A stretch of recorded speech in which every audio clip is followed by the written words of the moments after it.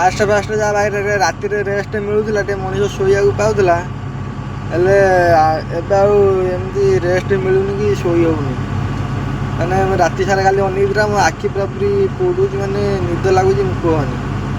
କେବଳ ଘଣ୍ଟେ ରେଷ୍ଟ ନେଇଥିଲି 3ଟାରୁ, ଉଠିଲି 5ଟାରେ ଉଠି ଏଇନା ପୁଣି ମେସିନ୍ ଷ୍ଟାର୍ଟ କରି ଲୋଡ଼୍ ଦେଉଛି। ମାନେ 7ଟା ଯାକେ ଲୋଡ଼୍ ଦେଇକିନା ବନ୍ଦ କରିକି 7ଟା ପରେ ଯିବି।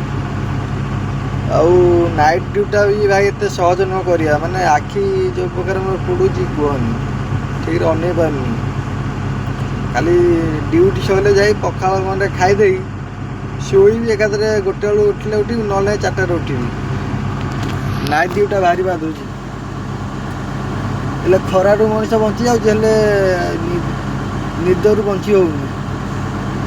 ଖରାରେ ତ ଆଜି ଏସି ଅଛି, ଦିନରେ ଚଲେଇ ଦେବ। ରାତିରେ ଭାଇ ଏସି ଖାଇଲେ ବି ଲାଭ ନାହିଁ, ହେଲେ ନିଦ ଯେଉଁ ଭାବରେ ଲାଗୁଛି, ଆଖି ଖାଲି ପୋଡ଼ୁଛି।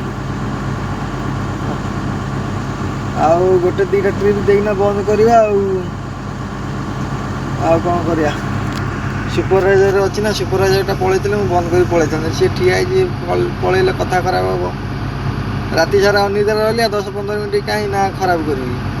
ଆଉ 10-15 ମିନିଟ୍ ଲୋଡ଼୍ ଦେଇକିନା ପଳେଇବା ଆଉ, ନା କ'ଣ? ରହୁଛି। ଜୟ ଜଗନ୍ନାଥ।